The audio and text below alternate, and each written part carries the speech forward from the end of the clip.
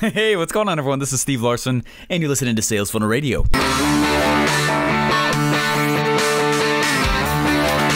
Welcome to Sales Funnel Radio, where you'll learn marketing strategies to grow your online business using today's best internet sales funnels.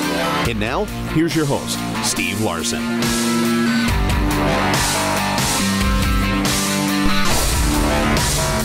So I was just outside. We've been shipping just a whole bunch of stuff into the house. Stuff for our garage, stuff for just lots of different stuff. So a lot of the stuff has come like on big pallets and things like that. We've been shipping a lot of cool stuff in here, and it's been fun, But funny enough, like we've just had this stack of like boxes and pallets and all this stuff like all over the place, and so we've been wondering like what to do with it. There's no one who comes out and says like, hey, you got a whole bunch of pallets you got to get rid of. You know what I mean? So it's funny for Valentine's Day, my wife got me an axe, which is kind of fun actually. So I've been outside for like the last 3 hours, just like bashing apart and burning these pallets, and it's been a whole lot of fun. It's totally manly. Hey, this last week has been kind of interesting with my webinar. A lot of sales at first, kind of trickled down, and then it really slowed down quite a bit. And I figured out why. I think I figured out why. And I think it's because, okay, so here's the numbers, right? I still have a 56% opt-in rate on my first page. 56%, okay? It's awesome. It's really, it's super, super cool, right? I'll get 150 to 200 people registering from my webinar each week. But there's only like a 7 to 10% show-up rate. Right? Of the people who show up, I still end up usually closing anywhere from 10 to 20%, which is an awesome close rate for a webinar. But the actual show up rate is so low that it's not, the last little bit here hasn't been that many sales. And I'm like, okay, what's the problem? And I know there's probably some guru or whatever out there is like, why would you ever share these numbers? What? Don't make yourself look bad. Like, what I'm trying to help you understand and know and show and see is that is my reaction to what the market is telling me is what is key right here. Okay. And so I'm not gonna lie, I was super frustrated. Like, what the heck's going on? Like, come on. Like, I know the product is freaking awesome. Like, there's no one else selling anything that's like this. I know it's incredible. I've had amazing success stories with it. People are doing amazing things with it. Like, it's been so cool. So I was like, okay, that just goes to show what I keep saying to all these people too, is like, stop focusing and freaking out so much about the product. Start focusing and be obsessive over the sales message. Then the product will take care of itself. You go and you make something awesome, and it should still be awesome, but you know what I mean? Focus on that second. Anyway, so I was Vox and Russell, and I was like, dude, I don't know what the heck's going on. I was like, it's nerve-wracking, like doing one webinar per week. And follow me on this, okay? There's something very specific I want to tell you guys on this webinar because I'm very excited, you guys. I think I hacked out the way Clickfunnels works a little bit. It's been like, oh, it's so cool. So anyway, I was Vox and Russell. I was like, dude, what's going on, man? Like, what do you think's happening? What do you think of that? I was like, and he was making fun of me again. He's like, because I'm still like putting $1 in on ads and I'll get like $4 back out. And he's like, I'm Steven, I only 4x my money. And I was like, okay, I get it. And it's still that kind of thing, but I was like, the numbers are tiny. I was like, how do I scale this thing up so that, my show up rate's higher? And he's like, yeah, my show up rate, he usually gets like a 25% show up rate. And I was like, I'm floating around anywhere from like 7% down to like up to like 15. Like, it's still kind of low, so that's the number I'm working on. And so there's all these little things that I've been doing to my webinar to get it to increase. Anyways, I was telling him about it, and I go, dude, I can't handle, like, it's my sole income, you know what I mean? Like, I'm putting my money where my mouth is, and this is my sole income, and we're doing totally fine, by the way. We made more money last month than I've had, like, in my bank account ever. We're doing great, but still, like, the consistency of it is part of the sexiness of it, you know what I mean? And so I was like, what's wrong? Like, how can I react to what the market is telling me, So I was telling him all this, and I was like, dude, I'm just, once per week is rough because I'm eating what I kill, And he goes, well, what if you just do it twice a week? And I was like, huh, why have I never thought about that? So I was like, okay. So a few nights later, I was like, hey, I got to think through this model. How do I, from a technical standpoint, run this thing in a way so that when group one is going through my replay sequence, they're not also seeing the Facebook ads that I'm running for group 2 that week, right? And so I was sitting there, and I don't know what it is about dubstep, guys, but like I was putting my headphones on, and it always kind of like gets me in the creative zone just a little bit. I don't know, but maybe that's weird, but whatever. Different kinds of music will affect me differently, and my creative zen, you know what I mean? Anyway, so I was sitting there, and I was actually I put my headphones on, and I started just pacing around my office here, and this is how I solve problems. I don't know if anyone knows. I've never really told you guys this. That is how I solve problems, and I solve. What I will do, and one of the commonalities I see of people who don't solve problems in their life, right, is they see that there's a problem, and then rather than accept the fact that there's a problem that they don't know the answer, they just kind of act like it's not there and just kind of move on, and or they'll say, "Oh, I can't move on because it's here," and they don't look to themselves on their own noggin to try and figure it out. I was listening to this really cool interview. Well, it wasn't an interview, it was a speech. I don't know who it was. It was some guy on the internet speaking in front of a ton of people. And he said some things that were really profound. And he was going through some interesting numbers that they were finding. And what they figured out is that, like, successful people will solve 80% of the problems the first time that they hear them. I think I'm saying that right. Meaning, they solve literally almost every single problem. They make a decision. Solve isn't the right word. They make a decision. There we go.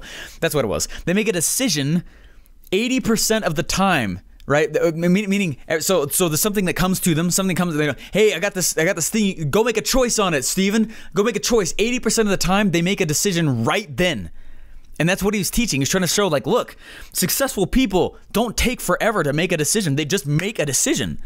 And they move forward, and they just get crap done, and they know they make the decision as best they can with the information they have right there, with the understanding that it could be wrong. But they're so good at making decisions on a fast basis that their chances of actually being successful are so much higher, and it's one of the reasons they are successful is because they make decisions very, very quickly. And so I had that in my mind, and I was kind of walking around, and I love getting into this zone, guys. It is one of my favorite things to do ever. I was going to go to sleep. It was late at night, and but for whatever reason, it was late at night, and I was kind of in the Zen state, and the creativity. I don't really control when those moments happen. I just kind of follow them when they do, and so I stayed up. I had the music on, I was pacing around, and I had that kind of lesson in my head of like, hey, look, I got to make decisions 80% of the time, like right the very first time I have to make, that I need to be making it. I hope that makes sense what I'm saying with that. But like when you have a decision to make, 80% of the time you should make a decision the very first time you ever hear about it, and then you make it on the spot. And so anyways, I was pacing around, and I was like, hey, this is how do I solve this? How do I solve this? And what I do mentally, guys, is I try and look for, I think of them as threads, and I start looking around. I close my eyes, and I usually start pacing around my office kind of fast, and which gets a little bit detrimental sometimes with my eyes closed, but I do. Okay, and I'll have music going, and it's loud, and I'm trying to find a thread. That's how I think of it. I'm looking for a thread, and I think of it like, there's all these threads. These are like possible solutions to the thing I'm looking for. I don't really know what it is, and I don't know that it's going to be the solution yet, but what I do is I start thinking through my head. I don't know if this is weird, but this is how I think about it. This is what I do. And what I do though is I start thinking through all these threads, and I grab a thread that's there, that exists, and I start following it. That's how I think of it. I think of it as I'm going hand over hand following this thread, and I don't know what's on the other end of it. And so I love those states, because what always ends up happening is the first thing I have to do is I have to draw the end of the thread. And so that's what I did, is I came over and I was like, I think I know how to solve this problem. I think I know how to solve this problem. I don't know how it's totally done yet, but I know enough that I could start drawing. And so I go to my whiteboard, and that's always the next step that I always go through. I go to my whiteboard and I start drawing the end of the thread, whatever it is that I believe will lead to the solution. And this is a very interesting thing that happened. And I started drawing it, and I put the marker back down. I kind of paced around for a little while. I was like, hey, but what's the next step after that? What is it? And I start like walking around, and I usually am pacing kind of quick. And funny enough, like, it wasn't the right solution, but another one took its place, and I followed that one, and that's how I solved it. So here's what I was trying to figure out. And I hope that makes sense. What I'm saying is like, I've seen that most entrepreneurs out there do this. Certainly Russell does. Certainly like most of the ultra successful people that I've seen or been around or gotten to work with or just gleaned info from, most of them, they don't always know what the outcome's going to be. They just know that the beginning's real good. And if they can sprint at it hard enough, make as many decisions on a fast basis as they can, usually it'll be shown to them the kind of thing that they need to be doing. Okay, so here's what I was figuring out though.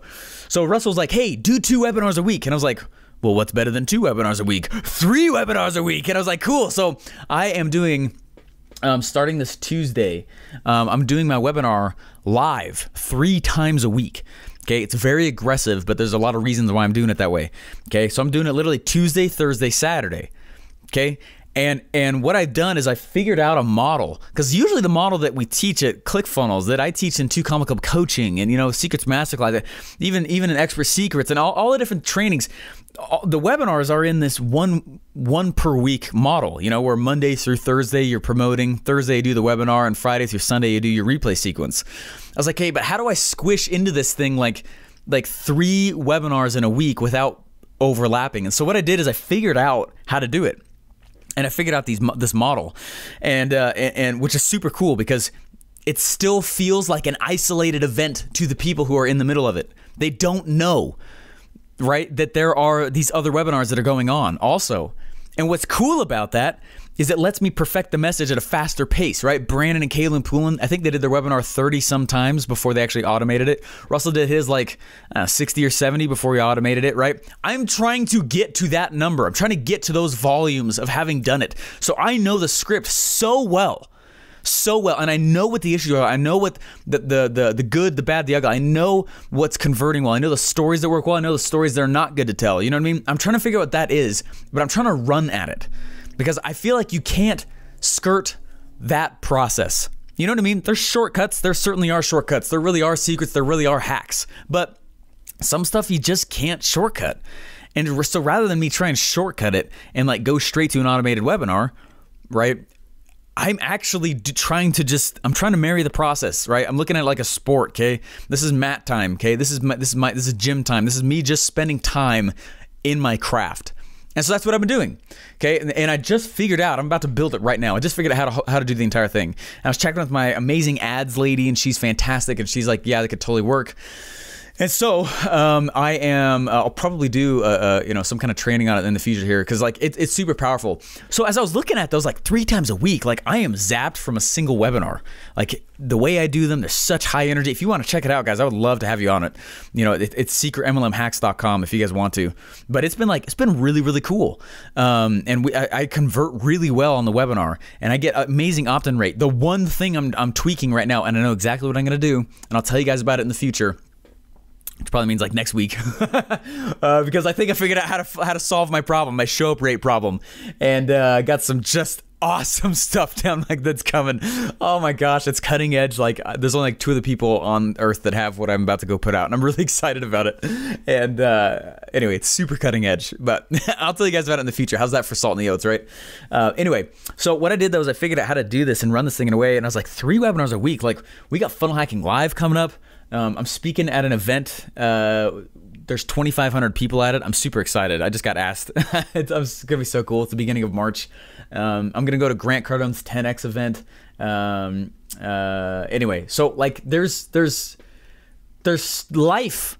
What do I do when I can't do one of these webinars? 3 a week? That's a lot. So what I did is I figured out that in those scenarios where I physically cannot do the webinar, I will automate it, okay? And I will deliver an automated version of the webinar. And so what I've been doing and going through and figuring out is how in a single click to turn my entire funnel from a live webinar funnel into an automated funnel. So for that one time, so I do Tuesday, Thursday, Saturday, right? Let's say Thursday I'm at an event and I can't do it.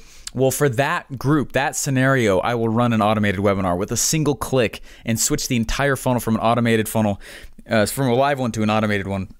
And then in a click, turn it all back. That's what I figured out that night. Thank you, dubstep and pacing around and following threads in my noggin. And that's what I figured out. And at some point, I'll probably do some cool trainings. I want to show you guys this stuff. It's really ninja. I don't think that there's a way you can sidestep having to do it live over and over and over again. I even asked Russell, I was like, dude, maybe I should just automate it. And he started laughing. He's like, I'm not going to let you off the hook that easy, dude. You keep doing it live. And I was like, gosh, dang it. Let me just automate this thing. Oh, man. Anyway, so I've been pumped about it, and I'm trying to marry the process and keep to what works. You know what I mean? When I was in basic training, I shot really, really well with my M16. I was a good shot. I shot expert. I shot so well that it was only me and another guy out of 200 that actually won a phone call home, which is awesome. And what I was doing, though, is I was marrying the process. And they would teach us, there's a lot to shooting, by the way. and I love it. Shooting's tons of fun, right? And so there's all these different things they teach us, right? And one of the things they'd have us do is they'd have us lay down, obviously on the prone, but on concrete. And we'd lay in the prone and hold our M16s, and then we'd just start smacking our elbows on the ground. And the reason why is because it would toughen the elbows, and we could hold steadier for a long time. We'd literally be trying to bruise our elbows. And we'd take our elbows, and we'd just start smacking them on the floor.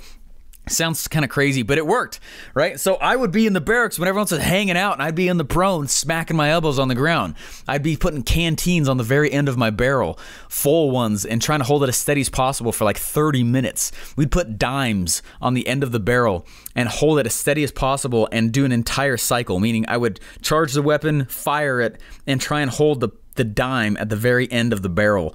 And keep it that steady so it wouldn't fall off during the entire cycle. So my body moves, right? I charge the weapon, I put a round in, nothing in the blank or whatever, and I'd fire and then try and not have that dime fall off. I married the process, guys. There's no shortcutting.